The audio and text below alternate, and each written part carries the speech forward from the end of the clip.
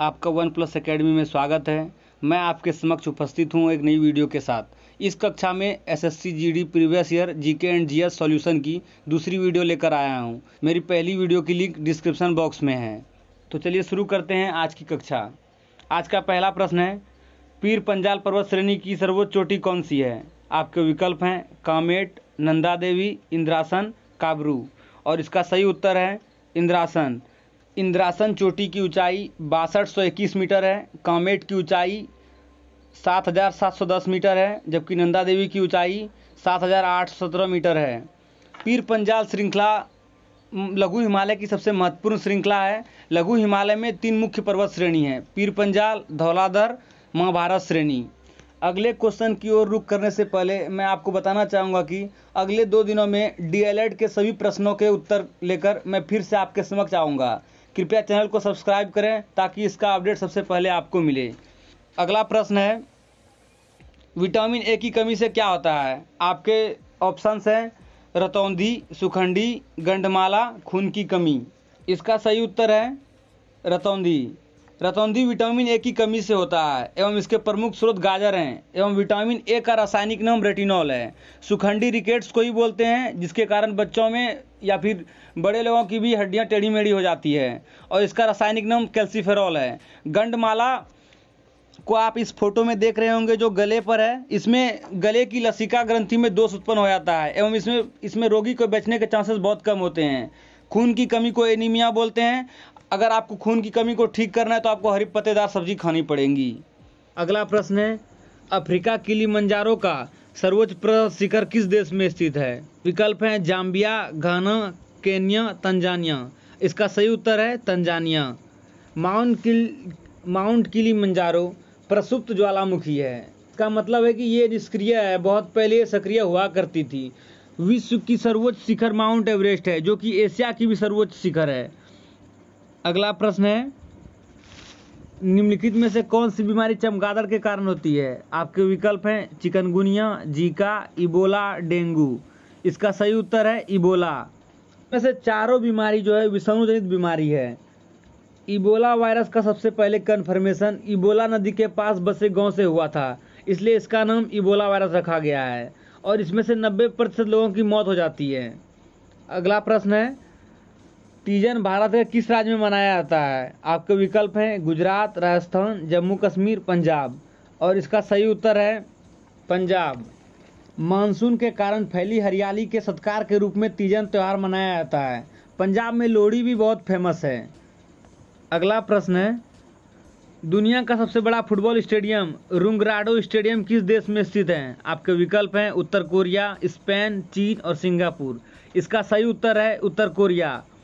Nelson Mandela once said, "Sport has the power to change the world. It has the power to unite the world in a way that little else does." इसका मतलब ये हुआ, खेल में दुनिया बदलने की ताकत है। ये दुनिया को एक तरह से एकजुट करने की शक्ति रखता है, जो बहुत कम लोग रखते हैं। अगला प्रश्न है, 2018 तक आम का सबसे बड़ा उत्पादक देश कौन सा है? आपके विकल्प हैं चीन, ब्राजील, भारत, श्रीलंका। इसका सही उत्तर है भारत। भारत में आम का प्रतिवर्ष 1.87 लाख टन उत्पादन है और 2021 में भी ये अभी भारत नंबर 1 पर है आम के उत्पादन में। अगला प्रश्न है, निम्नलिखित में से कौन सा जानवर प्रसुप्त अवस्था में रहता है? आपके विकल्प हैं हिरन, बाघ, चमगादड़, सियार। इसका सही उत्तर है चमगादड़। चमगादड़ 20,000 Hz से अधिक फ्रीक्वेंसी की ध्वनि भी सुन सकता है। इसका वैज्ञानिक नाम चिरोप्टेरा है। चिरोप्टेरा की स्पेलिंग होती है CHIROPTERA,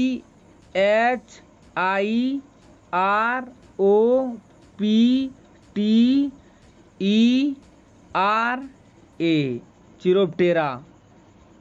अगला प्रश्न है, विश्व व्यापार संगठन की कृषि संबंधी करार में ग्रीन बॉक्स, ब्लू बॉक्स और एम्बर बॉक्स शब्द के क्या अर्थ हैं? आपके विकल्प हैं कर, बोनस, ब्याज, सब्सिडी। इसके सही उत्तर हैं सब्सिडी। सब्सिडी को विकसित देशों में ग्रीन बॉक्स, ब्लू बॉक्स एवं एम्बर बॉक्स के रूप में जाना जाता है। विश्व व्यापार संगठन WTO का मुख्यालय जेनेवा में है एवं इसकी स्थापना 1 जनवरी 1995 को की गई थी। अगला प्रश्न है, पद्म भूषण से सम्मानित वह वैज्ञानिक कौन है जिन्होंने इसरो को अब तक के सबसे भारी रॉकेट GSLV मार्क 3 को निर्देशित किया, जो मानव युक्त अंतरिक्ष अभियानों के लिए मार्ग प्रशस्त कर रहा है। आपके ऑप्शंस हैं मनोहर पर्रिकर, फली नरमी, के राधाकृष्णन, नंदन नीलेकनी। इसके सही उत्तर हैं के राधाकृष्णन, और जो फोटो लगी हुई है वो के राधाकृष्णन ही है। के राधाकृष्णन इसरो के पूर्व अध्यक्ष थे एवं वर्तमान अध्यक्ष डॉक्टर के सिवन है। GSLV मार्क 3 का वजन 600 टन था, जो कि 200 हाथियों के बराबर था। मनोहर पर्रिकर जो हैं वो गोवा के 3 बार मुख्यमंत्री रह चुके हैं और वो रक्षा मंत्री भी थे केंद्र सरकार में। नंदन नीलेकनी जो हैं वो इन्फोसिस के CEO हैं और फली नरीमन जो है इंडिया के जूरिस्ट हैं। अगला प्रश्न है, तक्षशिला की ओर बढ़ते हुए सिंधु नदी को पार करने के बाद 326 ईसा पूर्व में भारत पर आक्रमण किसने किया था? आपके विकल्प हैं मार्को पोलो, बारबोसा, निकोलिनी, सिकंदर, और इसका सही उत्तर है सिकंदर। सिकंदर मैसेडोनिया, जिसे मकदूनिया भी कहा जाता है, का शासक था। वे 337 ईसा पूर्व में वहाँ के शासक बने और उन्होंने भारत पर आक्रमण 326 ईसा पूर्व में किया था। अगला प्रश्न है, अर्थशास्त्र में वैयक्तिक अति संवेदनशीलता का क्या अर्थ है? आपके विकल्प हैं शोषण का खतरा, स्वास्थ्य के लिए खतरा, बौद्धिक संपदा के लिए खतरा, गरीबी का खतरा। इसका सही उत्तर है गरीबी का खतरा। गरीब उसे कहा जाता है जो न्यूनतम आवश्यकताओं को पूर्ति करने में सक्षम न हो। अगला प्रश्न है, निम्नलिखित में से किस राज्य में पोलो खेल की उत्पत्ति हुई? आपके विकल्प हैं असम, वेस्ट बंगाल, मणिपुर, अरुणाचल प्रदेश। इसका सही उत्तर है मणिपुर। पोलो में 4 खिलाड़ी होते हैं प्रत्येक टीम में। भारत से यह खेल 10वीं हुसार रेजिमेंट द्वारा 1869 ईस्वी में इंग्लैंड ले जाया गया था। अगला प्रश्न है, अधिकांश अंगूरों में कौन सा अम्ल मौजूद होता है? आपके विकल्प हैं हाइड्रोक्लोरिक और सल्फ्यूरिक एसिड, एसिटिक एसिड और नाइट्रिक एसिड, नाइट्रिक और सल्फ्यूरिक एसिड, टार्टरिक और मेलिक एसिड। इसके सही उत्तर हैं टार्टरिक और मेलिक एसिड। अधिकतर अंगूरों में टार्टरिक एसिड पाया जाता है, जबकि मेलिक एसिड सेब में पाया जाता है। अगला प्रश्न है, ज्योतिपुंज पुस्तक के लेखक कौन है? आपके विकल्प हैं मुंशी प्रेमचंद्र, नरेंद्र मोदी, VS नायपॉल, धीरूभाई अंबानी। इसके उत्तर हैं नरेंद्र मोदी। ज्योतिपुंज में वर्तमान प्रधानमंत्री ने अपने व्यक्तिगत जीवन के उन व्यक्तियों के बारे में लिखा है जिनसे उन्हें प्रेरणा मिली है। अगला प्रश्न है, संघवाद सरकार की एक प्रणाली है जिसमें शक्तियां केंद्रीय प्राधिकरण और देश की विभिन्न संगठक इकाइयों के बीच डैश होता है। आपके विकल्प हैं विभाजित, अध्यारोपित, प्रेरित और उपासित। इसके सही उत्तर हैं विभाजित। संघवाद शासन की एक ऐसी व्यवस्था है जिसमें शक्ति जो है केंद्र और राज्य के बीच बटी होती है और कुछ शक्तियां दोनों के बीच बटी होती है। जैसे कि रक्षा जैसे विषयों पर सिर्फ केंद्र को नियम बनाने का हक होता है, जबकि पुलिस पर केवल राज्य को और कृषि पर दोनों को, जिसे समवर्ती सूची में रखा गया है। अगला प्रश्न है, पारंपरिक नृत्य पाइका किस राज्य से संबंधित है? आपके विकल्प हैं उत्तराखंड, झारखंड, सिक्किम, मध्य प्रदेश।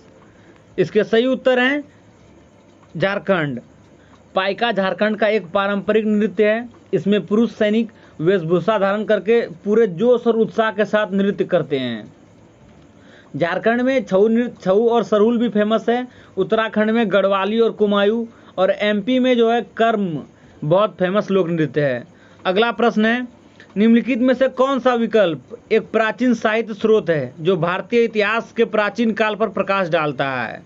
आपके विकल्प हैं भागवत गीता, पुराण, उपनिषद, सामवेद, और इसका सही उत्तर है पुराण।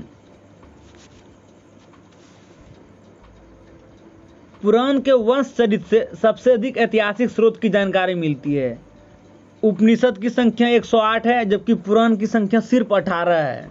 सामवेद से ही सर्वप्रथम 7 स्वरों की जानकारी प्राप्त होती है। आपको पता होगा कि किसी भी संगीत को सीखने के लिए 7 स्वरों की जानकारी होनी जरूरी है, सारे गा मा पा धा नी। इसलिए इसे भारतीय संगीत का जनक भी कहा जाता है। उपनिषद वेद का अंतिम भाग है, इसीलिए इसे वेदांत कहते हैं। अगला प्रश्न है, पहली विद्युत चालित वॉशिंग मशीन का ब्रांड नाम क्या था? आपके विकल्प हैं थॉर, गोलियत, इमेजेस, आइकॉन। इसका सही उत्तर है थॉर। उस समय की वॉशिंग मशीन बहुत बड़ी हुआ करती थी, जैसा कि आप फोटो में देख पा रहे हैं। इसे हर्ली मशीन कंपनी ने 1907 ईस्वी में बनाया था, जो एक यूएसए की कंपनी थी। अगला प्रश्न है, चौखंडी स्तूप भारत के किस राज्य में स्थित है? आपके विकल्प हैं उत्तर प्रदेश, पश्चिम बंगाल, पंजाब, सिक्किम। इसके सही उत्तर हैं उत्तर प्रदेश। बुद्ध की मृत्यु के बाद उनके अवशेष को 8 भाग में बराबर बांटकर 8 स्तूपों का निर्माण किया गया है। बुद्ध के अवशेषों पर निर्मित स्मारक स्तूप कहलाता है। सारनाथ का स्तूप सबसे बड़ा स्तूप है भारत में। चौखंडी स्तूप सारनाथ में स्थित है और बुद्ध ने अपना पहला उपदेश सारनाथ में दिया था। आपको बता दूं कि उन्होंने यह 5 ब्राह्मणों को दिया था। अगला प्रश्न है, 1866 में ईस्ट इंडिया एसोसिएशन का गठन किस शहर में हुआ था? Paris, Kolkata, London, Singapore. इसका सही उत्तर है लंदन। ईस्ट इंडिया एसोसिएशन का गठन दादा भाई नौरोजी ने की थी। इंडिया नाम का समाचार पत्र भी उन्होंने ही संपादन किया था। अगला प्रश्न है, संविधान के किस संशोधन में मतदान की आयु 21 से घटाकर 18 वर्ष की गई है? विकल्प हैं 65वें, 61वें, 56वें, 70वें। इसका सही उत्तर है 61वें। 61वें संविधान संशोधन द्वारा 1989 ईस्वी में मतदान की आयु 21 वर्ष से घटाकर 18 वर्ष कर दिया गया था। अनुच्छेद 326 में सार्वभौमिक वयस्क मताधिकार का उल्लेख किया गया है। अगला प्रश्न है, बफर स्टॉक का क्या अर्थ है? आपके विकल्प हैं कमी को पूरा करने के लिए इस्तेमाल की जाने वाली वस्तुओं का भंडार। अगला, अत्यधिक वितरण को रोकने के लिए एक निवारक उपाय। अगला, अधिशेष उपलब्ध होने पर स्टॉक जमाव पर अवरोध। अगला, कमी होने पर एक विशिष्ट किस्म के उत्पादन पर ध्यान देना। और इसका सही उत्तर है कमी को पूरा करने के लिए इस्तेमाल की जाने वाली वस्तुओं का भंडार। बफर मतलब होता ही है कि बहुत सारा, और देश में जब कभी आपातकाल लगता है या फिर सूखा हो जाता है या फिर बाढ़ हो जाता है और देश के किसी इलाके में राशन की व्यवस्था नहीं होती है, तो सरकार बफर स्टॉक से वस्तुओं को निकालकर जनता के बीच बांटती है। अगला प्रश्न है, भारत में शांति स्वरूप भटनागर अवार्ड किस क्षेत्र में दिया जाता है? विकल्प हैं साहित्य, सामाजिक कार्य, विज्ञान और तकनीक, खेल। इसके सही उत्तर हैं विज्ञान और तकनीक। इस अवार्ड की शुरुआत 1958 ईस्वी में की गई थी। उसी साल डीआरडीओ की भी स्थापना की गई थी। साहित्य में साहित्य अकादमी नामक अवार्ड दिया जाता है। खेल में अर्जुन पुरस्कार दिया जाता है। शांति स्वरूप भटनागर साहब इंडियन केमिस्ट थे एवं इन्हें शोध प्रयोगशालाओं का जनक भी कहा जाता है। अगला प्रश्न है, आधार वित्तीय और अन्य सब्सिडी लाभ और सेवाओं का लक्ष्य वितरण अधिनियम कब पारित किया गया? विकल्प हैं 2014, 2015, 2017, 2016। सही उत्तर है इसका 2016। अभी UIDAI के CEO डॉक्टर सौरभ गर्ग हैं। और आज की कक्षा यहीं पर समाप्त होती है। आपसे गुजारिश है कि इस वीडियो को ज़्यादा से ज़्यादा शेयर करें ताकि हमें सपोर्ट मिल सके और हम आप सभी को एक अच्छा कंटेंट प्रोवाइड कर सकें। अगले कुछ ही दिनों में मैं ट्रिग्नोमेट्री के फॉर्मूले की ट्रिक लाने वाला हूं। Please do subscribe and press the bell icon and stay tuned for the trigonometric formulas short trick. Thanks.